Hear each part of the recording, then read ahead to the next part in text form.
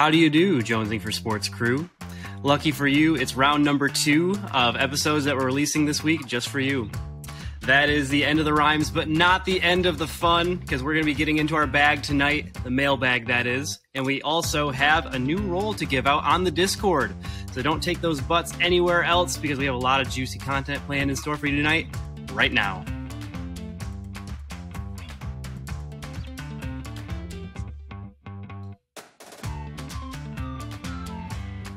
I was kind of hoping you were just going to continue rhyming.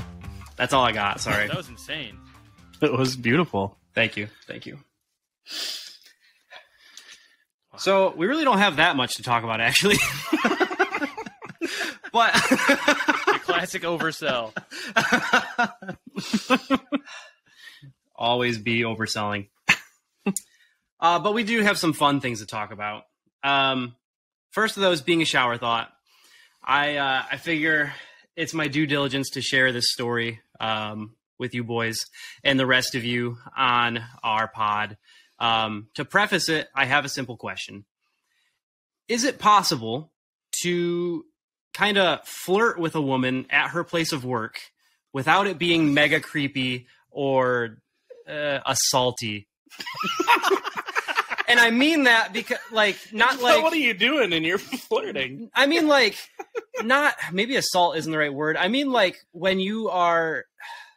Nowadays, if you are just making anybody uncomfortable because they're just trying to work, or they're at the gym just trying to get a workout in, it's I don't think that's the right word. But, you just can't talk to anybody anymore. You got to leave them alone. Cody doesn't know much about flirting, but he does know that you got to get your teeth involved. Now I'm really upset because I'm just going to be sleeping or trying to go to bed. It's going to be 2 a.m. and I'm going to remember the word that I'm trying to think of. It's not assault, but it's, uncomfortability. I think we understand what you're saying. Whatever. Is there a way to do it, or is that just is that a lost art these days? It 100% I think it's doable. Depends on if the other person's into you. Yep. So if they're not, got to get the teeth involved. Oh, okay. The what? I think assault was the right word. Oh. The fact we went that you from can... that intro to straight summit plummet downhill fast. That's exactly what I was about to say. That from the smoothness of that intro to that garbage. Teeth. Oh man. Anyways, so I was in Florida and was with the parents and Sister Taylor, and we were at the Contemporary, and I was walking past this worker at one of the stores. And I just kind of noticed when I walked by, her head kind of seemed to snap up a little bit. And she said, "How are you doing, sir?" And I said, "Well, I'm doing just great. How are you?" He said, "Doing well." And as those conversations usually go, it was friggin' awkward for a half second. And then we moved on with our lives because how do you really progress from that? Big gulps, eh? Yeah. Well, see you later. Because that usually, furthers a conversation like none other. So I carried on and walked to the other side of the store. And as that interaction stewed in my mind for a little bit, I thought to myself, I think she might have been into me. And I'm not the type to usually think, oh, somebody showed me basic kindness and human interaction. They must be infatuated. But I just had a different feeling about her. So I walked up to Tay and I said, "Tay, what I'm going to do, it's kind of weird, but I need your help. I am going to walk in front of the register and just kind of pass by. I need you to stare at this girl and see how she reacts to it. I want to see if she takes notice." And she was all in on it. So she's like, "Okay." So I walked to the other side of the store, and then I walk back, and then I just see Taylor just going not that vigorous, because anybody who would have seen her would have seen how obvious that was, but it wasn't that subtle. She was nodding pretty vigorously, and then I walked up to her to kind of collab, and she's like, "I'm not your girlfriend, get out of here." And so we huddled up in the corner of the store, and she's like, "Yeah, when you walked by, her head like kind of snapped up, and then she started like fixing her hair and playing with her hair. And I was like, oh snap, I actually have to do something now. I did not plan on this actually being a thing. And so we sat in the corner of the store and moved to various locations for far too long, which was inevitably probably the downfall of all of this. But we were in the store just trying to figure out what on earth do you even do about that? Because I didn't know. Still don't feel like I know the right answer. But our parents come back in and they're like, what in the Sam heck is taking you guys so long? There's not that many things to shop for in here. Told them the situation. They're like, all right, GG, Brian D, do what you got to do. Paraphrasing, of course. Dad has not seen BGHS. But several minutes way too long later, I got a scrap of paper from a torn receipt and found a pen in the store and wrote down my Instagram handle. Actually had Taylor write it because her handwriting is way better than mine.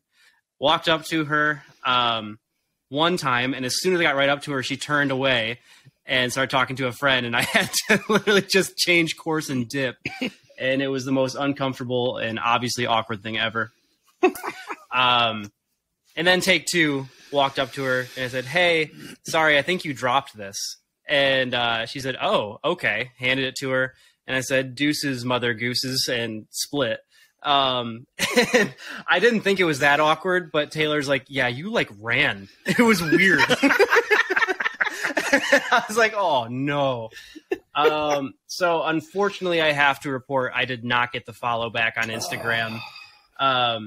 As I said, I did not stick around to see her reaction to seeing that I put my Instagram handle in there. So there is the very real possibility that she never even saw it and promptly threw what she saw to be a receipt right into the garbage.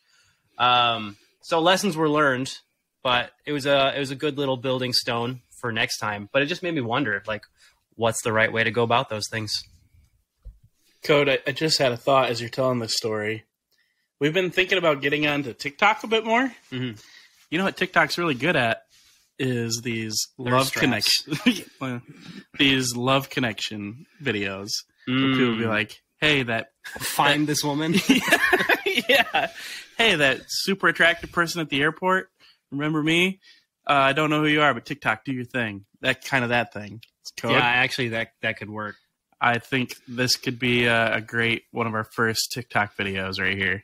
So you might need to be more specific. What store? I don't know. I mean, this might be a deal breaker for her. I don't know the name of the store. I could probably find it. Didn't even catch the name. I was focused on more important things. To be fair, Code, I think that your Riz game has improved over the years because I remember a certain time that we were at Chick-fil-A and the cashier was a cutie. And I remember when you were ordering your chicken sandwich, she asked you what kind of cheese you wanted on your sandwich. And you stood there muttering for quite some time because every type of cheese had melted away from your mind. That's true. When you finally stammered out cheddar, she said, "We don't have that kind." And then an immediate panic again of because that was the only cheese you could come up with.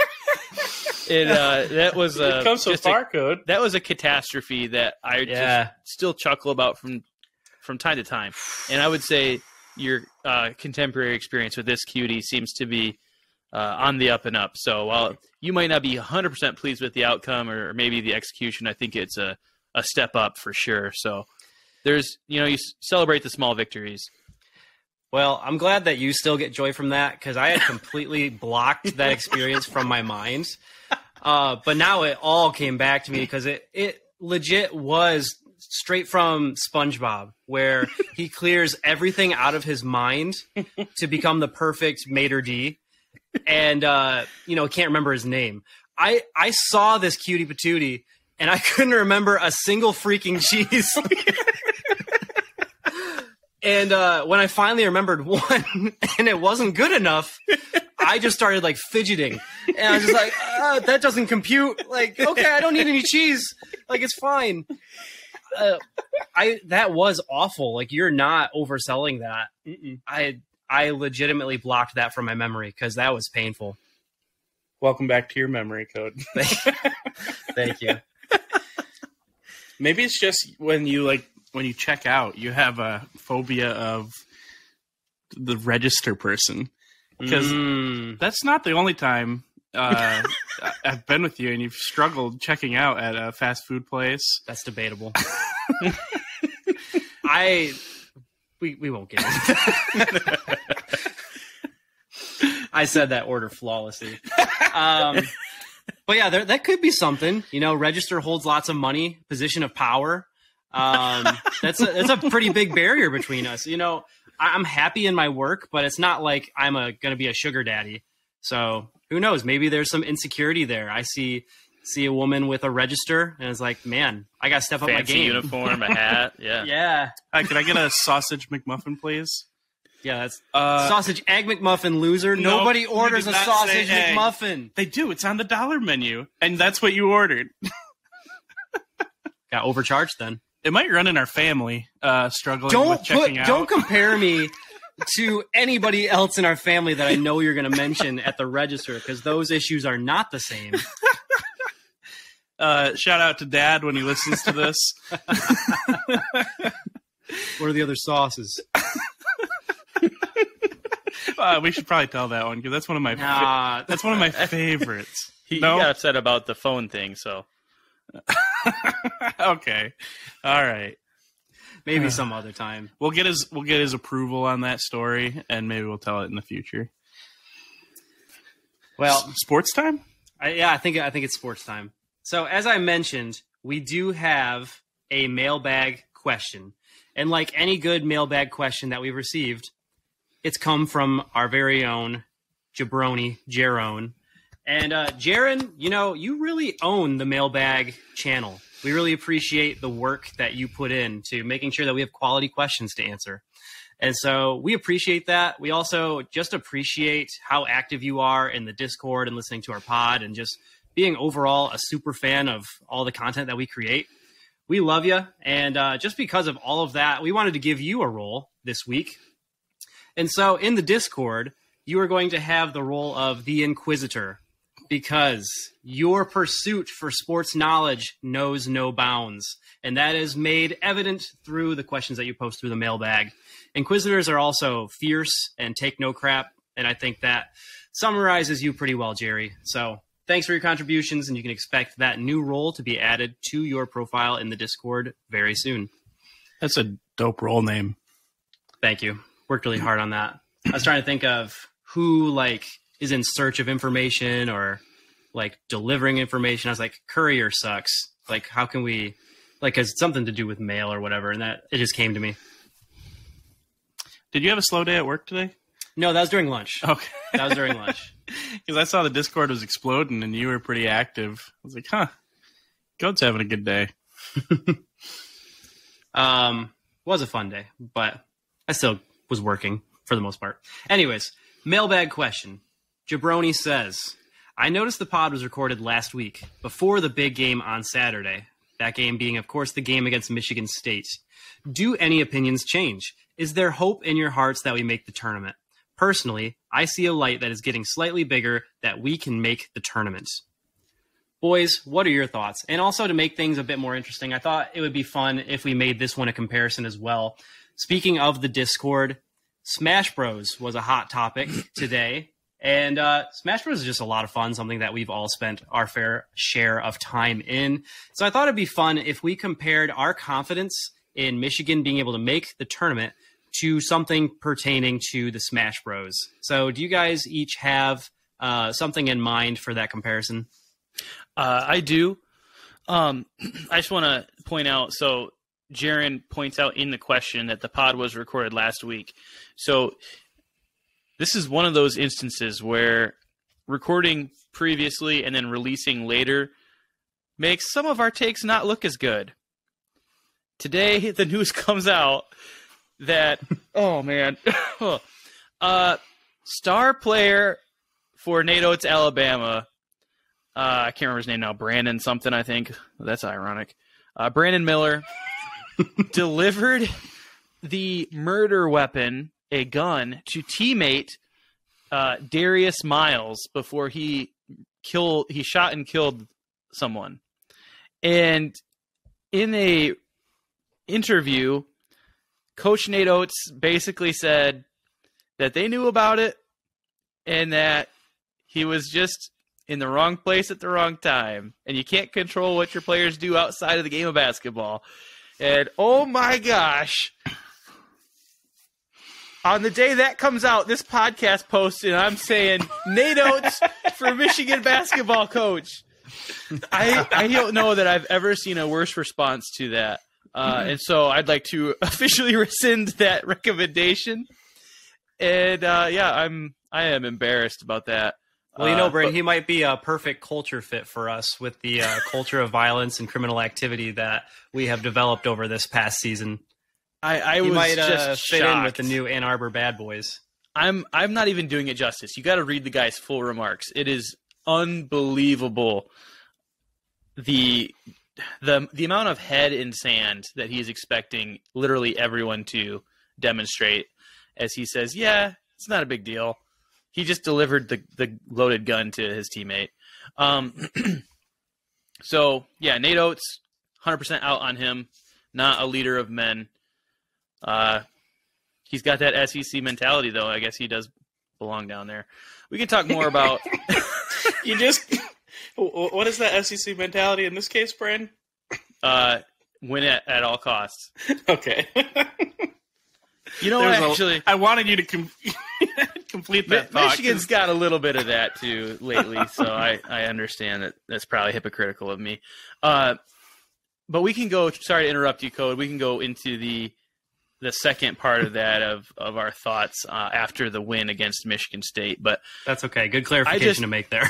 I could not believe... Had to save your bacon. I'm listening to this podcast today, and then I get a notification on my phone about Nate Oates. I'm like, oh, I wonder what's going on. And then I read this comments, and I'm thinking, as I'm listening to myself, just fawn over this man. And he is fawning over a player who helped kill someone. So, good job, Nate Oates. Good job, Trav, posting this the day of. Yep, throwing you under the bus. Can we title this one, Brandon Talks Nate Oates to Michigan? That was last pod, okay? This time I'm saying Nate Oates to jail. You still discussed it. Yeah, the title of this one will be Brandon Loves Nate Oates. Oh, no. It gets the people going. It's provocative. So I'm sorry. If you want to kind of go back and talk more about Michigan basketball, I just had to get that off my chest because I was like curling up into a ball today as I listened to this podcast, the previous podcast that was recorded last week, and now it aged so poorly. To get back on the Michigan basketball and Jaron's question of, do we have hope and did that change anything? Technically, it changed something because Michigan was literally listed on the consideration portion of the bubble watch. Even when they were on, before they started losing, before that Michigan State game, they weren't there. No one was putting them in the consideration. And then they beat Michigan State on a night where Michigan State hasn't played in a while, and they're heavy-hearted, and we're now in consideration.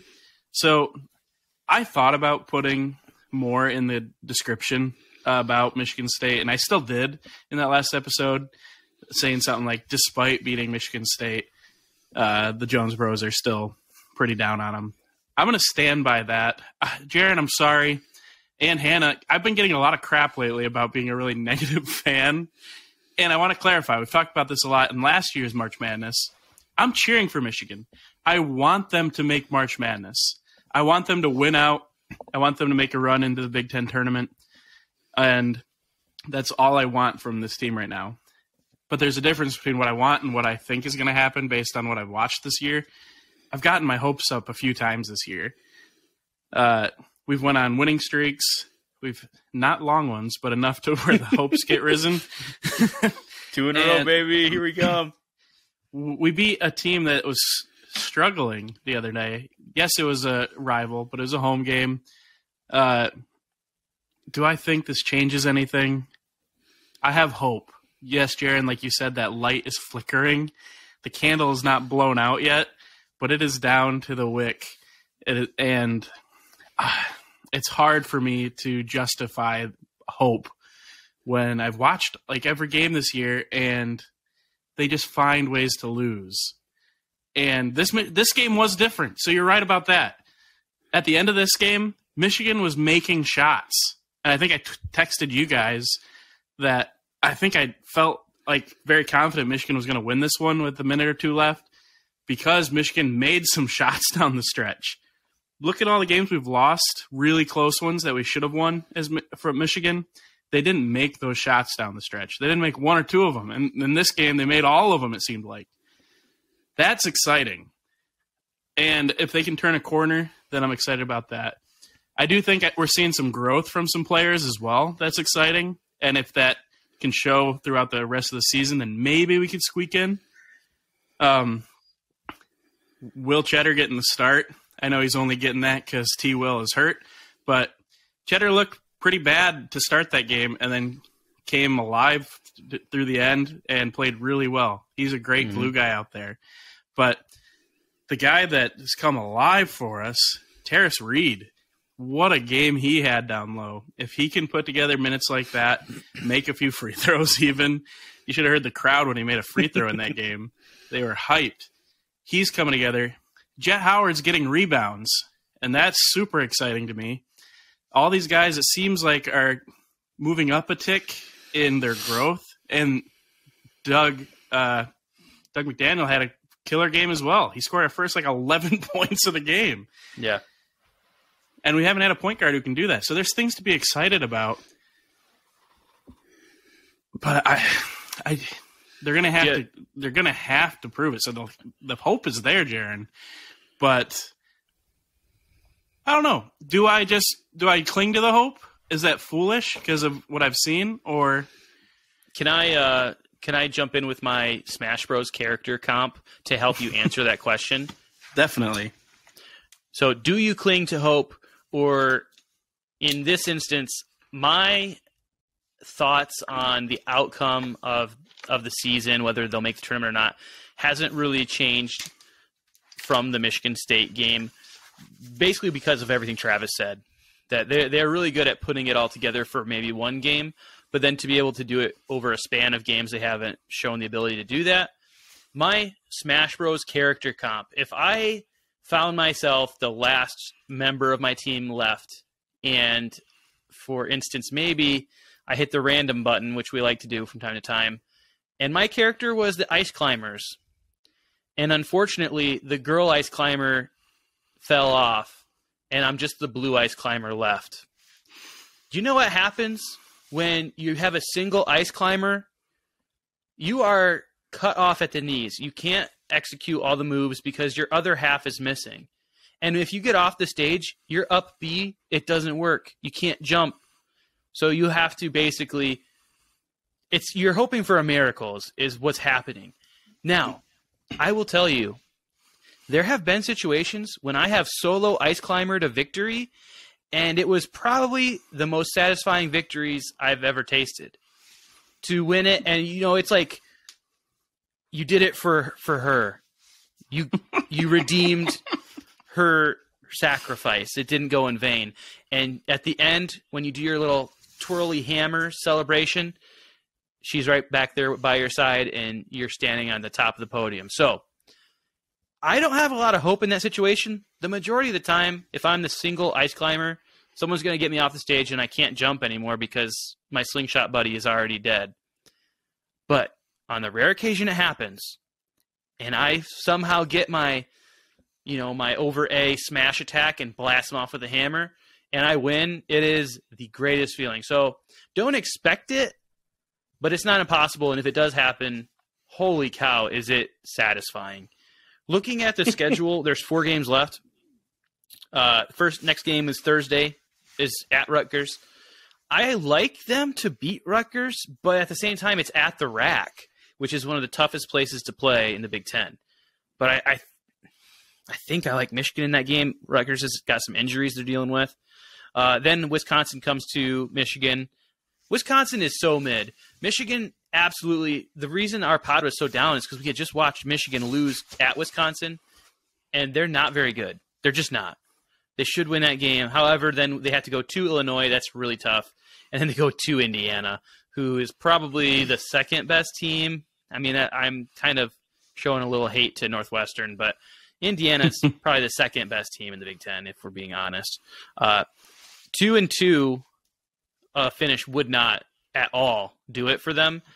At that point, they would need to win the Big Ten tournament, which would be crazy. Even a 3-1 might not do it. It probably wouldn't do it. So I'm not going to get my hopes up, but at the same time, I'm not going to say it's impossible. So as long as, hope endures, we'll be here. Thing is, 2-2 would get them to the same regular season record that they had last year when they somehow miraculously sneaked into the tournament. Not that they deserved it by any stretch of the imagination. I don't think they should have been in the tournament last year. I don't care if that makes me a bad fan for saying that. But I would agree that we need at least 3 games out of these last 4 to get it done. And then at least make it to the semis in the Big Ten tournament. But even then, I wouldn't say it's guaranteed. The issue that I have with this question, not so much the question, but I think... Just the questioner. Just the questioner. First off, how dare you get our hopes up like that? Second, who do you think you are? What gives you the right? I think not so much the issue with the questioner or the question. It's more so just this mentality that we as fans, we try to be optimistic. Anytime we see a victory like that, especially over a rival, we start to think, okay, well, as long as we just win out, then we can do it. If we win out, huh?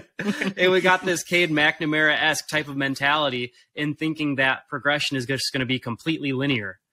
I got to point out that Terrace Reed, although he had a fantastic second half, did you watch his first half? He had one good half of performance.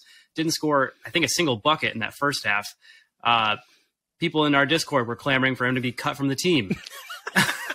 So, to see one half from him and just think, yep, he's a changed man. He is going to be dominant in the paint, consistently putting up buckets.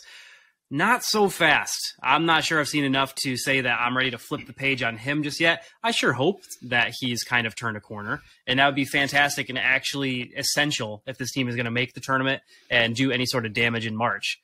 Also, Doug McDaniels. I love me some Doug McDaniels. He had the game of his life against MSU. That's not something I think you can count on every single night. But I do think that was a man performance. Kobe Buffkin made some insane shots. And, we've seen by now Kobe Buffkin is him.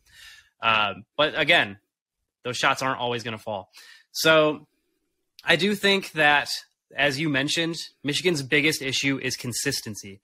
I think that they will likely finish 2-2 with these last 4 games. They'll go up and they'll go down, and you just won't be able to count on that continued linear growth. For my comparison of a Smash Bros. Character, when you're off the side of the stage and you need to get back on, you press up B. And for all those characters, you know what that up B is going to look like. Unless you're playing with Ness, then you got to shoot electricity out of your head and zap yourself in the butt and hope that you maneuver it just right so that you get yourself back on the stage. I actually like playing as Ness. Ness caught a little bit of hate in the Discord today. Not for using PK Fire. I like using him because I like the variance of the up B. It's kind of a challenge. I like trying to zap myself in the butt and shoot myself back on the stage, especially since I like to use his electricity. He likes to zap himself in the butt. This has been a stellar pod for me. Over under, Cody, of 25 times you have missed and killed yourself on the up B. Way over. Way over. That's just kind of the fun of it. I like the unpredictability because Smash Bros. You can't take too seriously. If you fall off the edge, you fall off the edge, unless you're playing like comp or something. And if you're playing comp, you're probably a lot better with Ness than I am. I'd gotten to the point where I'm pretty decent with it, and I don't worry nearly as much about missing. Still happens every now and then, but there's a learning curve. It was well over 25 before I felt very comfortable with it. I was going to pick Ness as well, Code. I'll change mine, but why were you going to say Ness? I was going to pick Ness for the reason of when you're off the edge and out of view, and you've got that lightning just hoping, you got that hope coming over and trying to circle up under you to push you back up onto the edge. That's kind of where I feel like you have that hope that he can hit you, but you're pretty blind. It's like a blind shot. It's terrifying too. Like at that point, it's muscle memory if you've done it enough. But no other character's up B is based on sight, and so you just have to hope that you guessed right to maneuver the little electric bolt or whatever it is in the perfect spot. Man, that might be over 25. The amount of times I've been off the screen and couldn't see the electric bolt and just shot myself straight down or just missed horribly. It's terrifying. It looks like there's not a whole lot of hope. But as Brandon said, when you're able to make it work and get back into contention from a place where all hope is lost, that is the most satisfying comeback. I also will say that this Michigan team needs a kick in the pants. It needs a bolt of lightning in the pants. They need to realize that performance that they had against MSU that they haven't had really like this whole year, we need to be seeing that on a nightly basis, or else their dreams of March are over. It's do or die pretty much every game from now until the end of the season. And so they're going to need to step it up a notch, and they're going to need to be consistent, unlike Ness when I'm trying to get back on the edge. This isn't the question really, but what are you guys most confident with? If you were just super confident, if that was going to be your answer in Smash Bros. I would say if I am 1v1ing Brandon and I have one stock left and he has two stock and he's playing as DK, I'm 100% confident that he's going to pick me up and put me on his back and suicide the both of us and run off the edge and destroy one of his lives, but end the last of mine. That's my all-time favorite thing to do in Smash Bros, especially older Smash Bros, where there's not quite as much technical skill that you need in it. The DK toss and run off the edge is the all-time best Smash Bros move. I got people to rage quit in college from doing that in a game, and it's still one of my favorite video game moments. You two were so annoying to play against in the older Smash Bros. Because DK was so strong. You both were very good with him. Yeah, he got the nerf pretty hard. That's the thing. I'm not good at Smash Bros. So that was just the one thing I knew was I know I can get DK. I can get decent at picking him up, chucking him off the edge. Jumping off the edge. He's got decent spacing with his his charged up B can reach pretty far. You try and keep it close. He'll pick you up, throw you off the edge, or run you off with him. And then, as you're sitting there waiting for your character to reappear, he's just sitting there spamming up on the D-pad, just going,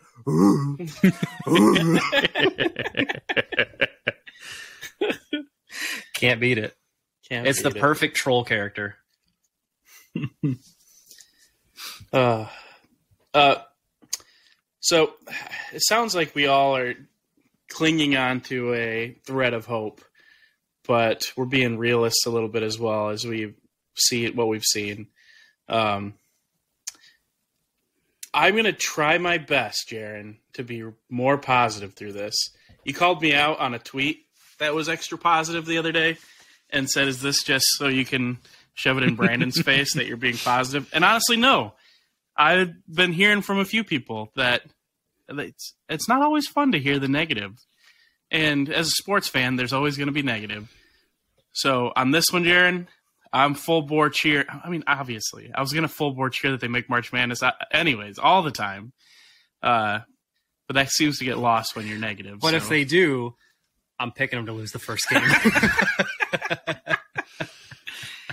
Did you guys see if the Big Ten tournament started today, the path that Michigan would have in the Big Ten tournament?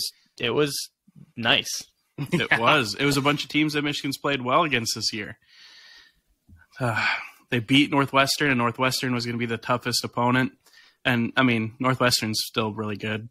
I'd pick them probably now. But Penn State, a team that we've split with, and then there was another one that's just like, you know what? It's not too bad. And I think the powers that be would prefer if Michigan were in the tournament. Because as I said, they didn't deserve to be there last year. Somehow they made it in over much more deserving teams. with a pretty awful record. They didn't even make a run in the Big Ten tournament. I think they won like one game. I was there when IU beat them. Yeah. Was that in the first or the second round? I think it might have been the second. But oh no, they made it to the second round just by default.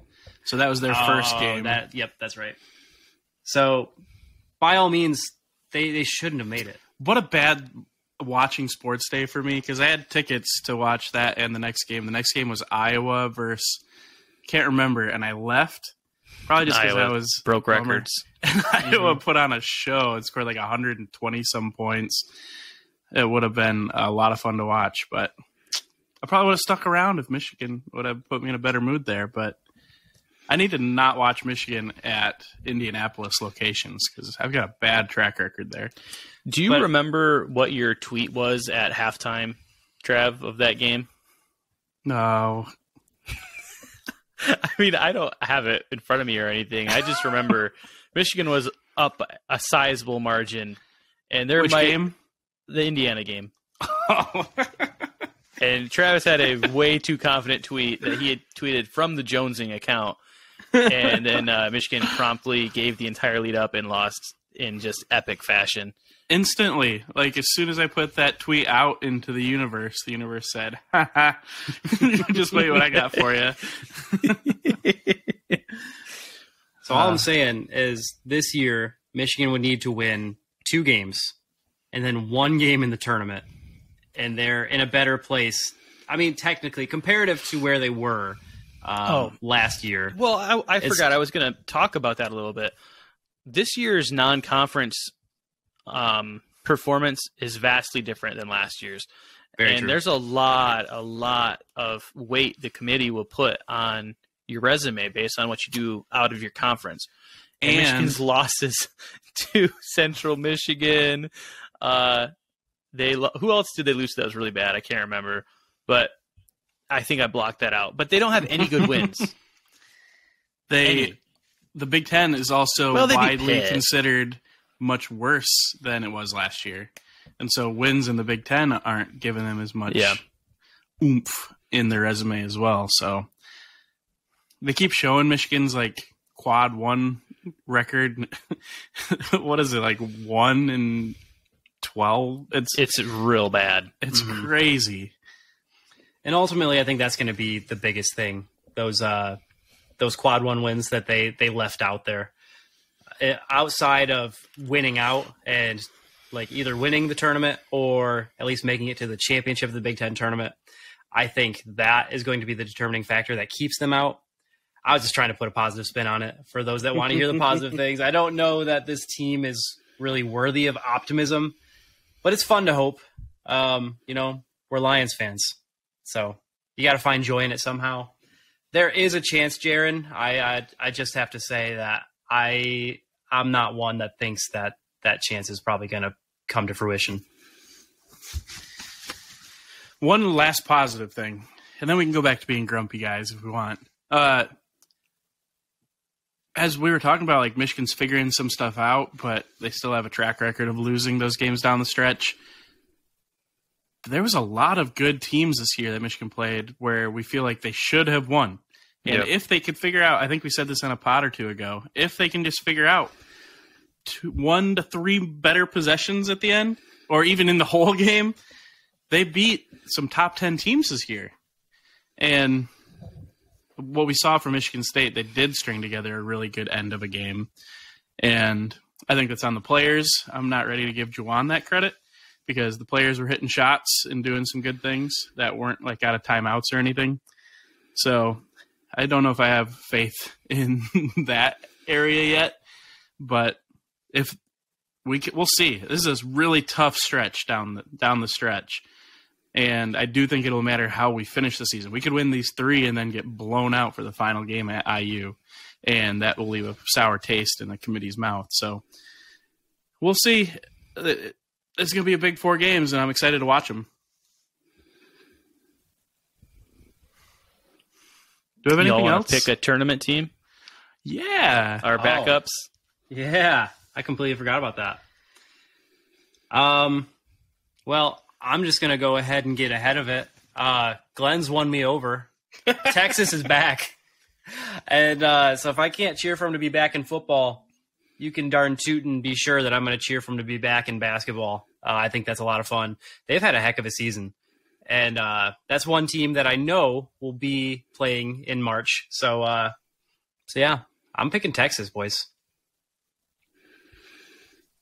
I'm having a hard time with Texas. I really want to cheer for them.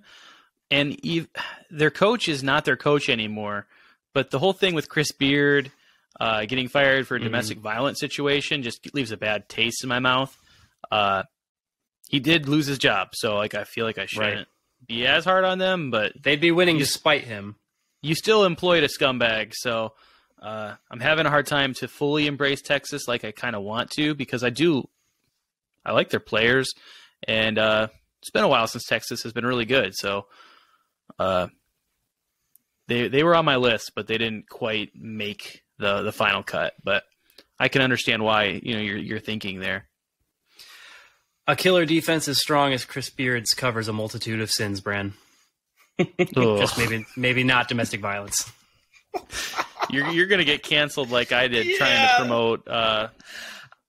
He should have been fired. I was just talking about before he did a crime. Had an impressive resume. I like getting hurt by the teams I choose, apparently. So no, Trav. I'm going to go a Cinderella that, as of right now, is not even guaranteed an at-large, but they are looking pretty smoking as of at least a few weeks ago. I need to check back in on my new team. Oral Roberts. Look him up. Max A. Smith's still there? He's still there. They have this 7-foot, he's one of the tallest guys in NCAA, and he can shoot threes. He's kind of a stud. He looks pretty good. But when you got a guy, Cinderellas love to have a star, and Max Abmas is still there, and they're looking pretty decent. So I'm going to pick Oral Roberts. And that means I'm going to have to lock him in for being a bracket busting kind of pick on all my brackets. But they're looking good. I had originally said we maybe should wait to see who gets in. So I'm going to cast a wide net. I'm going to cheat. I'm going to select 3 Big Ten teams because I don't know if they will get in. The whole point was to pick somebody who has a chance to win it. Oh, win it all? Well, I mean, somebody who, I don't know, somebody who you will actually be able to cheer for deep into March. They don't necessarily have to be Oral Roberts. Well, that's why when you said that, I was like, okay. Well, none of these teams are going to win it all.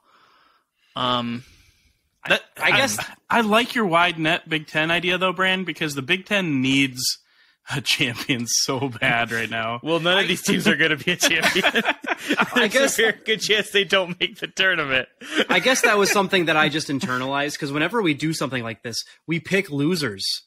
There's something about us where we pick losers and then we just inevitably go through more suffering. The whole point is to pick somebody who can bring us joy when our team isn't able to. So because of that, I have a winner. I think you should pick a winner and then maybe your dark horse type of I'll pick. change my answer. I'm going to pick my 3 losers and I'll pick my winner.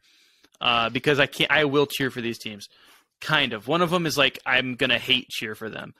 My winner, first of all, I enjoy watching Houston play basketball because they do it through defense. It's absolutely the complete opposite of what the NBA is, where this team just grinds you down and they might beat you 60-54, but that 6-point gap feels more like a 20-point gap.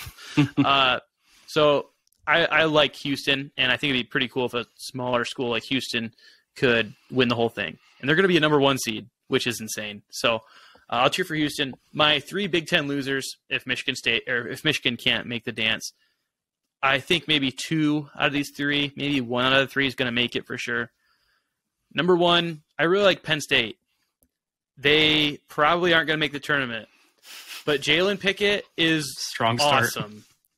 and he's one of the best players in the country. He deserves to be playing in March. And sometimes Penn State is really bad, but then all of a sudden there will be a night where they hit like 23s, and they're the best team in the country. And that's what happens in March. You get one team that just can't miss. And if Penn State all of a sudden makes a run to like the Sweet 16, Elite 8, because they just don't miss their threes, and Jalen Pickett scoring 40 a game, then they have their off game and they get beat by 40 in the Elite 8 or whatever. That would be awesome. They're probably not making the tournament, though. They left a bad taste in my mouth only because they did that against Michigan last time they played. Yeah. And if it wasn't against Michigan, like if they were just playing Illinois and I was watching that game, I'd be like, well, this Penn State team. Yeah. Because they were mean mugging every time down the court. They were ready to just shoulder bump. Like the energy on that team with every big bucket is they've got some energy. There might be a thick man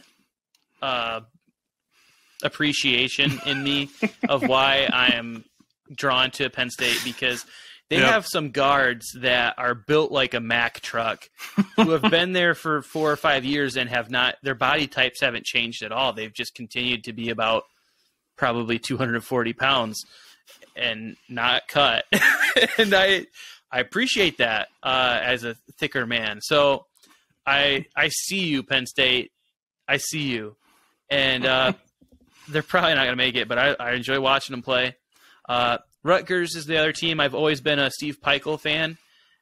Rutgers is decimated by injuries right now, and they're just not that great. But I like them. Just can't help it. I'll cheer for them, and they will not make it out of the first weekend if they make it. Number 3. This is my love-hate relationship. The other night, I was watching Iowa, and Fran McCaffrey, he got himself thrown out of the game because he was arguing a 10-second violation call. Correctly, by the way. I love the theater of Iowa. Iowa is going to either get their coach thrown out, they're going to get technicals, and they're going to chuck threes. Their offense is very aesthetically pleasing to watch. We should get Brandon a McCaffrey jersey, an Iowa McCaffrey Please jersey. don't. I hate his sons. I hate them. No, we'll get you a Fran McCaffrey jersey. I actually hate Fran, but the fact that he was upset about a call so much that, honestly, he was approaching this ref as if he was going to fight him. I wish that these coaches would just stop trying to hold him back. I want to see what's going to happen. Are you gonna fight him? Because that's the appearance that I'm seeing. I love the theater of it. I don't necessarily like them, but dang it, it's entertaining. So I can't help it. Iowa entertains me, and I want to watch entertaining basketball come March Madness. So those are my 3 bottom of the Big Ten loves, and maybe a love-hate. But Houston, I got a good feeling. This is our year for the Cougs. I like that you redirected our focus there. Cody mostly, and then Brandon kind of went off the rails again, picking losers. Thank you. But brought our focus back to the Big Ten, where I think that's where I need it to be. Because I cheer for the Big Ten almost all the time, other than some outliers. And you made me realize that I'm a fool because my Boilermakers are going to be a 1 or 2 seed if they are stop falling apart right now. I know. In true Boilermaker fashion, they're falling apart right in time for March Madness. But they still have some pretty awesome pieces to that team. And then you brought up Northwestern. They're fun. Yep. That was going to be my honorable mention team. I am really going to be rooting hard for Northwestern. Fun fact about Northwestern, they've only gone dancing 1 time. And it was super recent. Yeah, I think it was 2017. Made it to the round of 32 and then lost. So it'd be pretty cool to see them make a deep run. Make atonement for all those years of never having anything fun to watch in March. But they've had quite a year, so it'd be nice to see them represent the Big Ten well. Because I mean, Purdue's not going to do it. I'm sorry, Trav. Yeah. Purdue, Iowa, I think, is this weekend coming up. That's going to be a sick game. Indiana, I said Iowa. Brandon got Iowa stuck in my head. IU. IU's, I think, a dark horse. They've got some talented guys, but my belief in Michigan was so broken when we played them that I was like, okay, IU can't be that good because Michigan should have won that game. Didn't score in the last 5 minutes and still, like a single bucket game.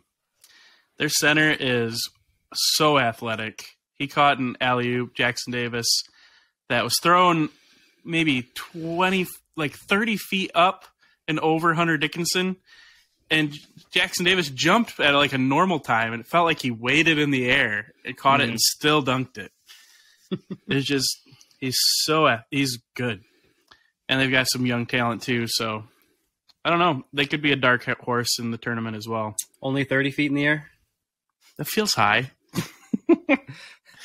Who is the NFL player that Metcalf? He Metcalfed it.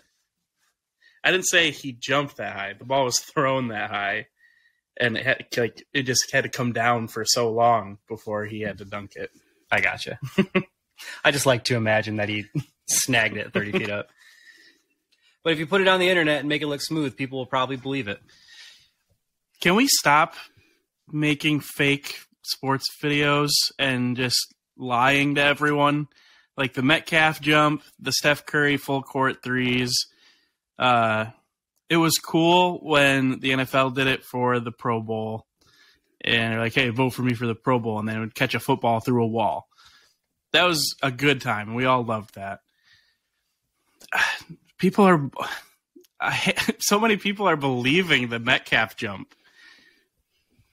I don't mind it when it's realistic, but the fact that one was bad, and people are saying that like Metcalf's going to get drug tested for it, and it's like, how dumb do you have to be? He didn't even he hardly bent his legs. He's just that athletic, Code. Drugs. Speaking of jumping, shout out Mac McClung for reviving the dunk contest. I don't know if you guys watched it. The NBA dunk contest was actually pretty good this year. Mac McClung made every first attempt, and they were all really, really impressive dunks. And I enjoyed watching the dunk contest for the first time in a while. And I think it was almost... The dunks were really good, but just making them on the first attempt, like he knew how to dunk. And they were dunks he said he's practiced and knew he had the whole thing planned and ready. The other guys, Sims got, I think, second or third. He clipped a note to the net, dunked it with his whole arm going into the hoop, which that's like more than a honey dip, not just the elbow. He hung from his armpit, which that's really impressive. You're getting your head to the rim, but he's 6'11", and the crowd didn't react. The NBA players who are on the sideline trying to react and act hyped, they hardly react. And then he opened the note and it said 50. I was like, dude, if you're gonna want to get a 50, it's got to be a good dunk. And I hate saying that because the more I thought about it, literally hang from his armpit in the hoop. It's impressive still, but so thank you, Mac McClung, for bringing some life to the dunk contest. Shout out to all the other NBA players who can dunk really well and never do the dunk contest. You guys are losers. Other than the dunk contest, do you guys pay attention to any other aspect of All-Star Weekend? I did because our boy Jaden Ivey was in the skills competition. And the funny part there, shout out to Ivy for hustling. They're doing this obstacle course where you have to make a pass, weave through things, and then make a floater, three-pointer, and then sprint down the court and make a layup or dunk. Everyone else is kind of going at 75%. When Ivy made his three-pointer and sprinted down the court, he was so much faster than everyone who did it. It was actually really impressive how fast he was. And his team won that competition because of him sprinting down the court like that. It's not cool to try anymore, Trav. No, I hate that. I wish it was cool to try. Stupid kids. Y'all need help. But yeah, I'll watch those skill competitions like the NFL's. I watched it all, and part of me was like, I probably shouldn't have. But I had to. I had to support our boy Jared Goff making that Pro Bowl, just like somebody said.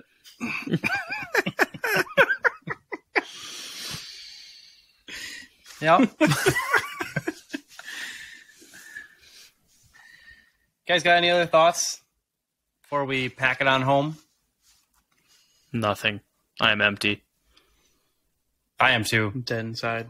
Empty vessel. Oh, that's not what we're saying. That is a hilarious joke. And if not, I would love to unpack that with you.